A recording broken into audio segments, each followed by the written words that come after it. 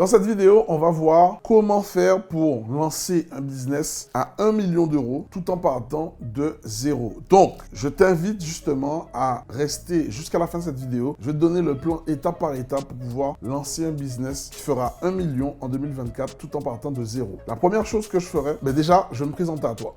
C'est te dire qui je suis pour pouvoir te parler de ce type de thématique dans la vidéo. Je suis William Synesius, je suis investisseur entrepreneur depuis 2013. J'avais pas de moyens lorsque je me suis lancé, mais j'avais une ambition grosse comme ça. Et cette ambition-là, à force de discipline et de travail, ça a payé, ça continue à payer aujourd'hui. Donc aujourd'hui, je suis à la tête de plusieurs entreprises qui sont prospères et qui me permet aujourd'hui d'être en situation d'abondance et d'être totalement expatrié tout en gardant mes entreprises dans différents pays du monde. Bref, ici, la thématique du jour, c'est quoi? C'est de voir comment démarrer un business qui va te faire 1 million d'euros en partant de zéro. Première chose, tu dois faire une étude de marché. Tu dois faire une étude de marché pour pouvoir analyser le produit que tu vas apporter et que tu vas apporter ce produit-là comme étant une solution qui va répondre à un problème. Donc, tu dois faire ce gros travail. C'est le travail le plus chiant, le plus laborieux, mais il faut que tu ailles récolter de la data. Parce que c'est ce travail-là, si tu ne le fais pas, tu vas tirer à côté en fait. Tu vois, il n'y a pas pire que de créer un business dont tout le monde s'en fout. Non, tu dois faire un business qui va répondre à un besoin. Et ton business, en fait, ce sera la solution à ce problème. Et là, forcément, si ton business, c'est la solution au problème et que c'est un problème qui est récurrent et qui en plus qui est là depuis longtemps et en plus qui est sociétal, ça veut dire que derrière ça, quand tu vas résoudre le problème, il y aura de l'argent qui va être encaissé. Ok? Donc, n'aie pas peur d'aller là où personne ne va aller parce que tu vas répondre à un problème. N'aie pas peur aussi de, parce que tu vas là où personne ne va aller, de te casser la gueule radicalement, tu vois. Parce que il y a personne qui se sera armé de patience et de persévérance et de courage pour continuer au bout, pour sortir quelque chose qui apporte une solution à la communauté ou au secteur dans lequel tu te lances, tu vois. Ok? Une fois que tu auras fait ça, maintenant tu vas tester ton produit. Tu vas tester ta solution que tu amènes au marché. Tu vas voir, tu vas commencer à pitcher ton offre, tu vas commencer à créer une première offre bêta où tu vas voir des personnes qui vont l'acheter, qui vont la prendre et tu vas voir un peu ton ressenti. En général, moi, le nombre que je demande, que je fais pour être certain que ton truc il marche, c'est tu le testes sur 10 personnes. Si sur 10 personnes, tu vois que c'est 50-50, ça veut dire que t'es bon. Si sur 10 personnes, tu vois que tu as 90% des gens qui sont contents, t'es bon. Et même quand tu as plus de personnes qui sont mécontentes de ton produit et que tu as quand même 2 ou 3 personnes qui ont réussi, ça veut dire que tu es sur la bonne voie. Ça veut dire qu'en fait, ton produit, il mérite juste à être amélioré. Et là, tu dois vraiment rentrer un peu dans le processus des sociétés comme Google, Amazon, Apple. Au début, lorsqu'ils ont lancé leur premier business, c'était pas parfait. Et ils ont amélioré chaque année. C'est pour ça qu'à chaque fois, tu as le nouveau logiciel qui sort, Windows, je sais pas quoi, parce qu'ils ont amélioré la qualité du logiciel pour justement répondre aux besoins du client. Mais tu dois procéder de la même façon. Tu ne dois pas le prendre pour toi personnellement. Si des clients te disent qu'ils sont pas contents, sont pas satisfaits, tranquille, c'est le produit et tu es en train de l'améliorer, tu es en constante amélioration. Ok? Arrête-toi 2 secondes. Ok? Là, tu vois, changement de décor, on a mis la lumière qu'il faut parce qu'il faut que tu sois concentré sur ce que je te partage aujourd'hui. J'organise ce mois-ci le plus gros challenge de la Caraïbe et de la France hexagonale. Ok? Qu'est-ce que tu vas apprendre dans ce challenge? Dans ce challenge-là, déjà, c'est simple. Je viens te donner des informations, des stratégies sur l'immobilier par rapport à toi qui a des difficultés à investir en Guadeloupe, Martinique, Guyane, avec les spécificités du marché. Notamment à toi qui es en France hexagonale, qui a du mal à lever du crédit. Que tu sois d'Afrique ou de la Caraïbe, on a les mêmes problèmes quand on va à la banque. Tu sais de quoi je parle, ok? J'ai pas envie de me faire bâcher sur YouTube, donc je te parle de façon honnête.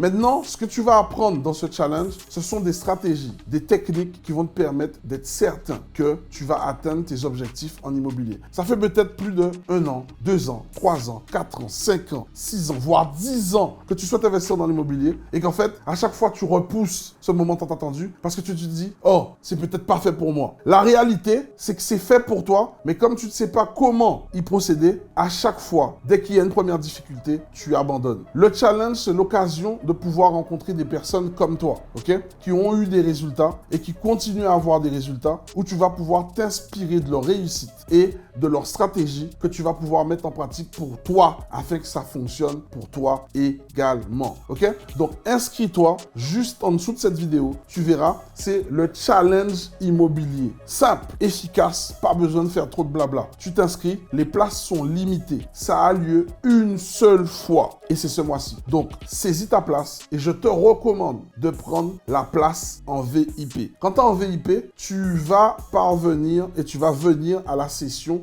du dimanche. C'est ce qu'on appelle le VIPDI, où je vais pouvoir répondre à chacune de tes questions et te donner le plan d'action qui est spécifique à toi. Parce qu'on n'a pas la même vie, on n'a pas la même enfance, on n'a pas les mêmes objectifs de vie. Je vais te donner le plan d'action qui correspond à ton profil. Donc, n'attends plus, clique sur le lien juste en dessous et j'ai hâte de te voir à ce challenge qui a lieu ce mois-ci. Troisième conseil que je te donnerai, quand tu te lances dans ce type d'entreprise, tu ne dois pas abandonner. Ton seul conseil pour abandonner là, et encore non, il n'y en a pas en fait, tu ne dois pas abandonner.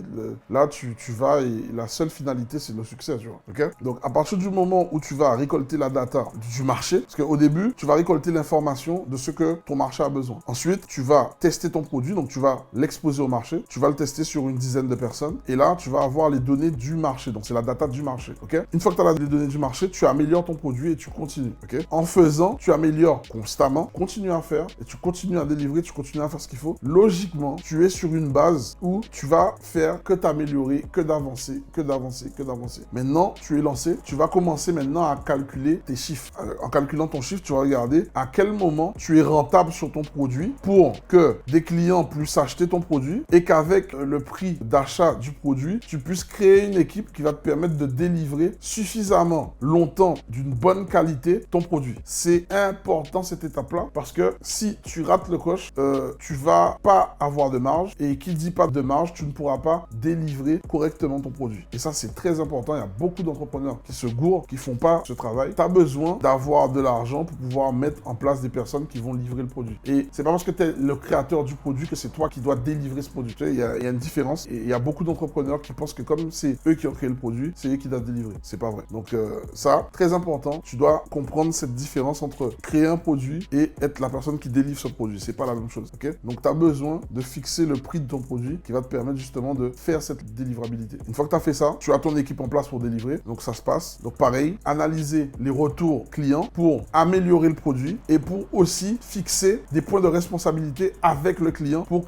être certain que ton produit que tu apportes, il réponde et il solutionne une problématique. Okay? Puis, plus tu vas faire ça, plus ton produit va devenir de plus en plus parfait, plus il va aider de plus en plus de personnes et plus ton produit aide de plus en plus de personnes. Ça y est, là, tu rentres dans une nouvelle phase où tu vas maintenant calculer à combien de personnes tu dois apporter ce produit-là pour pouvoir aller atteindre ton fameux chiffre de 1 million. Là, on est dans la phase de scalabilité. Et qui dit phase de scalabilité, tu es aussi dans une phase où tu vas systémiser, où tu vas standardiser tes process parce que la meilleure façon de dupliquer un service ou dupliquer un modèle, c'est d'être certain qu'il soit repris à l'identique sur des tâches simples. Ça, je te le dis parce que j'ai fait énormément d'erreurs en voulant complexifier le process. Et plus tu complexifies le process, plus dur est la duplication de celui-ci. Donc là, tu arrives dans une phase de scalabilité. La scalabilité, c'est la croissance. Donc tu vas aller renforcer, faire plus, vendre plus, aider plus pour avoir plus de clients. Tu dois avoir des tâches standardisées, simples et efficaces et où tu as des contrôles d'entrée et de sortie aussi qui sont faciles à effectuer. À partir de ce moment-là, une fois que tu as passé cette étape-là, bienvenue. Maintenant, tu contrôles que tes KPI. Tes KPI, ce sont tes données clés qui vont te permettre de savoir si la courbe de croissance de ton activité est correcte ou si tu as raté quelque chose. Et une fois que tu vas voir, tu vas suivre régulièrement tes notions clés, tu sais où tu vas et après, c'est juste du nombre. Et là, bienvenue, tu as créé un produit à 1 million en partant de zéro. Et là, ton produit, maintenant, il fait ses 1 million par année. La seconde étape pour toi, c'est maintenant d'aller chercher à faire 1 million par mois. Et ensuite, de 1 million par mois, c'est d'aller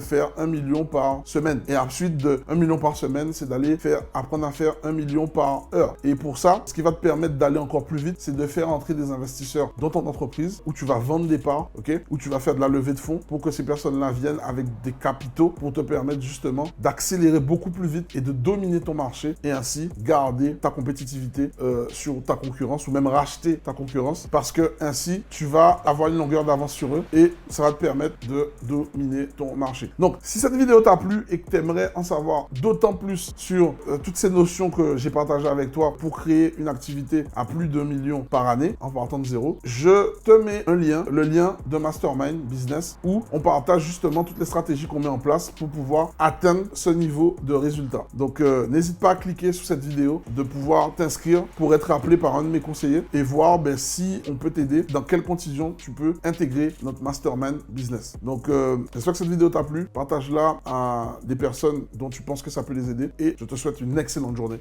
C'était Will. Ciao.